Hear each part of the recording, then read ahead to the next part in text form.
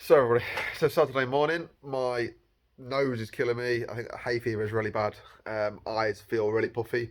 So if I'm sort of squinting or sniffling or whatever, I'm sounding even more nasally than normal. I do apologise, but it's just one of them things that I have to put up with. So, okay, reason for this video is I took a delivery of some new bits and pieces today.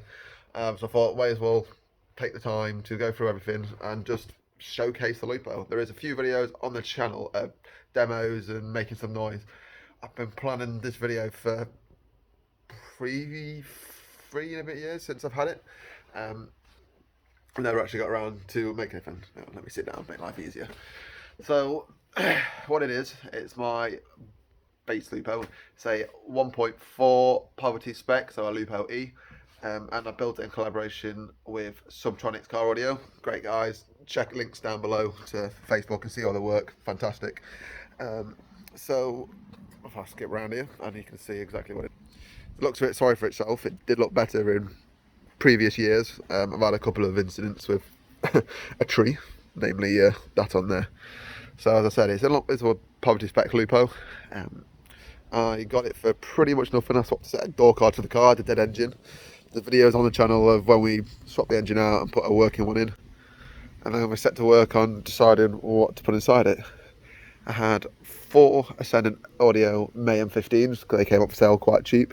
So that was a road trip down south, picked them up, and I have not regretted that choice a single bit. Amplification wise, I had a Vibe M21K which does 10.5 kilowatts at 1 ohm. I had originally just had one 210 amp alt, but later doubled that up to two 210 amp alts, both externally regulated. And I had 6 Banner 92 amp hour batteries in the back, which that was not the greatest call. But back then when I had this on the road, lithium wasn't a thing. But yeah, I always struggled with voltage issues. So, but that is what it was. For the doors, I had originally 2 8s per door and a bullet tweeter.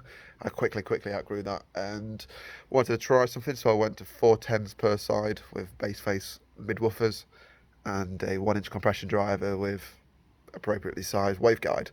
And that sounded alright, but I had a few issues, namely the 10s tried to play it way too high, load of issues with comb filter when you stood on water around behind it, and it just wasn't quite the level that I wanted. So now that's, honestly, give or take, ripped out. That was a very temporary build, so it was quite shady, and I'm sort of, what's the word, ashamed that I never got around to sorting it out properly, and you can see the mess that is still there now.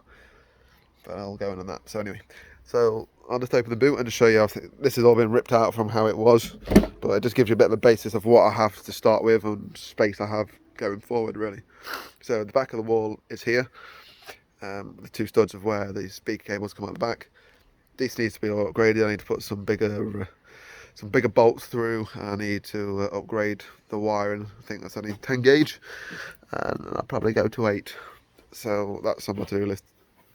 At the moment, I've just got a single battery in because I'm sorting out my lithium power supply. I've got a few more bits of work to do under here because the battery, my lithium bank, is going to sit down below in here. Speaker cables come in each side, RCAs. In hindsight, I didn't leave myself enough room on there, but I can extend that to go down. That's not really the end of the world. Just make trim panels and that take a little bit more thinking. At the moment, we've got one little amp just sat there, just for doing the, just like a bit of noise when driving. You can see the back is pretty much bottomed out. It's got a set of Mark 4 Golf lowering springs at the back. So I was hoping for the extra weight that Mark 4 can take, it will sort of give me a bit more, or a cheap lift. But no, I was wrong. I do need to get something custom, be it springs or sort of modify the rear beam and the perch to be able to fit an appropriately sized airbag, just so I can get a bit of lift, because there is nothing on that whatsoever. Is running a set of my old GTI wheels, and let's say up front, what we've got here is I can put a couple of clips.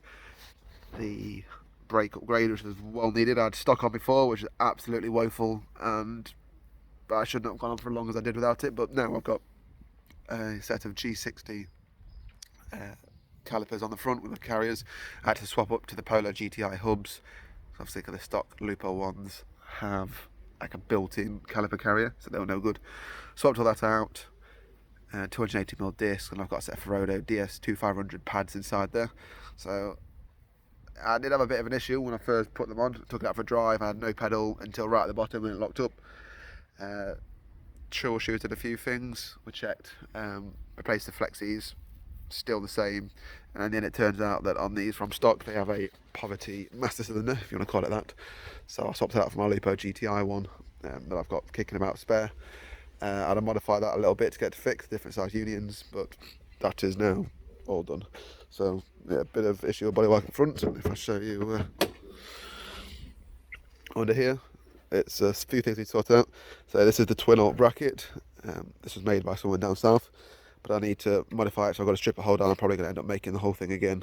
So I need to get some tension on here, because at the moment this alt can't actually function, because what it does, this bolt just flaps around and hits the bottom of the mount, and yeah, it's not pretty. Rubber goes everywhere. And I need to sort out some of the wiring bit on this side, because that's where the regulator, that is the regulator for the alternators. I just want to tidy up some of this wiring, simplify things, and sort it, basically just clean and sort it out. But other than that, there isn't much going on up here. I would like to swap out this 1.4 with a 1.6 GTI lump, just purely to get a bit more pull away power, because this thing, being a 75 horses, cannot do or go anywhere. So we'll go around into this passenger side.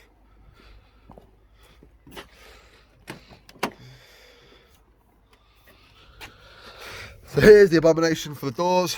So these are going to be coming off, and I've got a few ideas. I've got about 5 spare Lupo doors that's kicking them out around the back. These are poverty spec, keep fit, which I had to use like a 10mm to be able to do the windows up and down. But then I had issues where it had vibrated loose, so get rid of that. I'm going to go to the electric setup, wire that in, switch to be somewhere inside the car, and yeah, just literally sort all that out. So there'll be 4 10s in each door. A few 3s just for sort of in-car listening.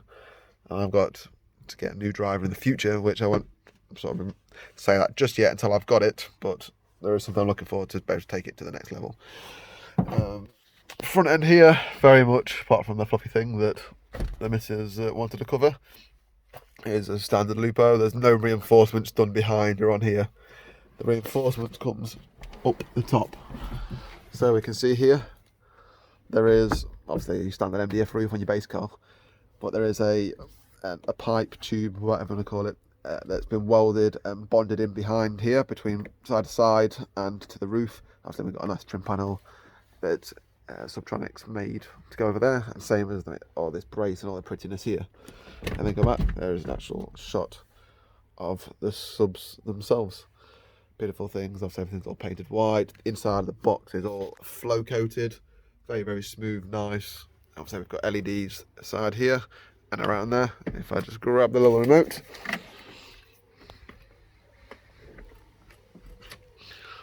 I think the battery's dead inside the remote.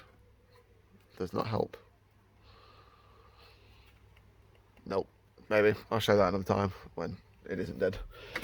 So right, there's the subs, wide on to 0.7. I've got a few more things to do in here. I want to try and experiment with how basically blocking this round here to see if it can alters and gains on the meter, but that's on the to-do list. And you can see there, my very, very bad rudimental, just literally chucked a couple of pods in just to get some kind of audio. Not necessarily proud of that, but it is what it is. Because this is normally the sealed door, I mean, it's completely wrecked the hinge, and this side here is damaged and cracked metal from top to bottom. It's been welded at once.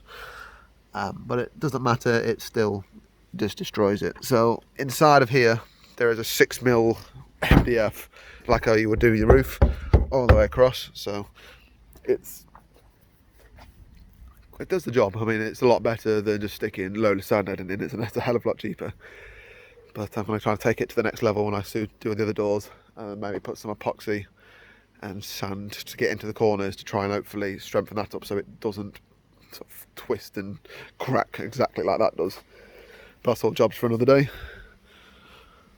Other than that, pretty much same. So the roof box, first, I can imagine I've got no storage when I'm actually going for weekend shows, so it looks quite cool with it on. And the rear windows are all vinyl, and I hit a tree that used to be on the front garden when I reversed on, so lucky I didn't smash the glass, but I'll sort that out one day. But to say, the new driver I've got, it's got one of these here, which is a Baylor, I think it's WRS 300. Yep, WRS 300, 8-home drivers, there'll be 4 per door. Quite nice little things, specs look good, so I'm hoping for good things. Hoping for really good things. So that's pretty much it, an overview of the Lupo. Quite a long-winded video. If you're stuck with it, thank you very much. And if you haven't subscribed, just click that subscribe button down below. And I'll try and get some more content and videos, bits and pieces out of the Lupo, especially as it sort of progresses now going forward for the next show season, whenever that may be. So, catch you guys later.